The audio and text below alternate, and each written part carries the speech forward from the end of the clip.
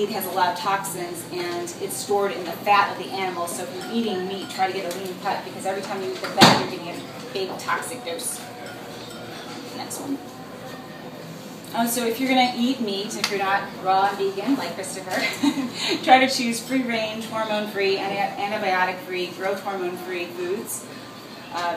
Make sure you get cold water, wild fish versus farm-raised fish. They feed the fish petrochemicals. These, again, are endocrine disruptors. So I'm not quite sure about whole foods fish. They say that the farm-raised fish is better. But I know in regular farm-raised fish, they're actually feeding it different chemicals to make it turn red.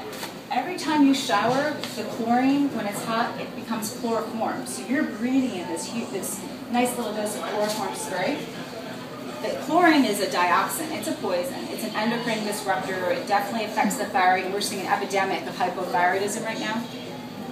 It's also what you find in Splenda. So when people are doing all these sugar-free sugars, it's two sucrose molecules bound to these chlorine molecules, and 80% of it you urinate out, hence that's why it's calorie-free.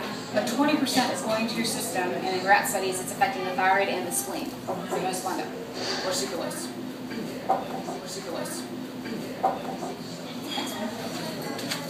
Okay, so 90% of our toxic exposure is from our food. The CDC reported 400 billion pounds of pesticides are being annually sprayed in the U.S. It's ridiculous. And that equates to about 8 pounds of pesticide per woman or man or child.